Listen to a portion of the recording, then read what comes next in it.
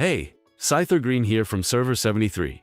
Welcome to the 4th episode of the Skill School series, where we're breaking down the full roster of skills in Infinity Kingdom, not just the flashy favorites. Today we're looking at Onslaught, one of the very first skills you can unlock at level 1 in the Tower of Knowledge. It's an uncommon passive and a must-have for physical damage dealers in the early game. It's cheap, it's simple, and it works on every swing you make. No weird conditions, no complicated triggers, just pure physical attack.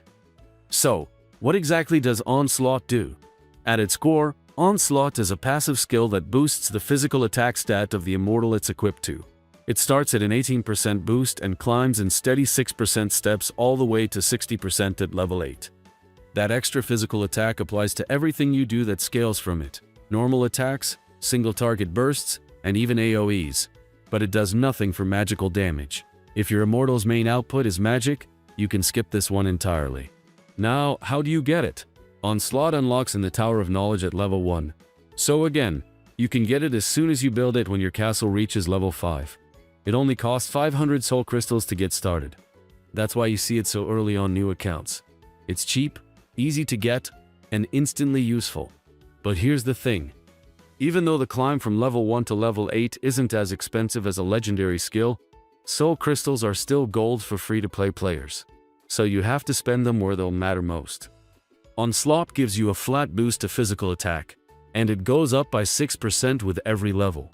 Those first 6 upgrades are where you get the best return. By level 6, you're already sitting on a 48% increase to your immortal's physical attack. That's a massive boost for early game damage. After that, the gains don't change. It's still only 6% more per level, but the cost jumps sharply. You're sinking a lot more soul crystals for a smaller payoff, which is why level 6 is the sweet spot. You get nearly all the value Onslaught can offer without starving yourself of resources you'll need later for stronger, permanent skills like Anger. So now that we know what Onslaught does and how much it costs, who gets the most out of it? Think of your main physical damage dealers, the Immortals who hit hard and scale directly off physical attack. Take Alexander the Great. His Eternal Conquest already boosts his normal attack damage and attack speed, so the extra physical attack from Onslaught gives him a little more impact during that buff window. Yoshitsune's Skyfeather fires multiple arrows, and every single one scales from physical attack. Onslaught helps those volleys land harder, especially once the target's troops drop below half. Genghis Khan's Arrow Storm hits every enemy and blocks healing. With Onslaught raising his base physical attack, the ability does a bit more damage. And then there's Hannibal. Onslaught increases the damage of his normal attacks, which also boosts the cleave effect from Howling Blast. Alright, so how do you know it works? The game's sneaky about it. Onslaught's bonus gets baked into your immortal's power before the fight even starts. Equip it, and you'll see that power number jump. Take it off, and it drops back down. That's the game quietly adding the extra damage Onslaught gives you. Since it's passive, it isn't activating mid-fight, so there's no flashy icon in the replay and nothing in the battle report to point at. The only real way to prove it is to fight the exact same target twice, once with Onslaught, once without, and you'll see that the report that has Onslaught equipped, your immortal's hits land harder, even though the battle screen never shouts about it. Let's rewind back to the value of Onslaught and what eventually takes its place. Onslaught is pretty good early on because it's cheap, easy to get, and gives a big physical attack boost right when you need it most. But it's still an early game skill, a stepping stone. The natural upgrade is Anger. The big difference is how the two skills work. Onslaught increases your base physical attack, which is calculated before your gear, Tower of Knowledge, and tech bonuses. Anger increases your physical damage, which multiplies everything after those bonuses are already in place.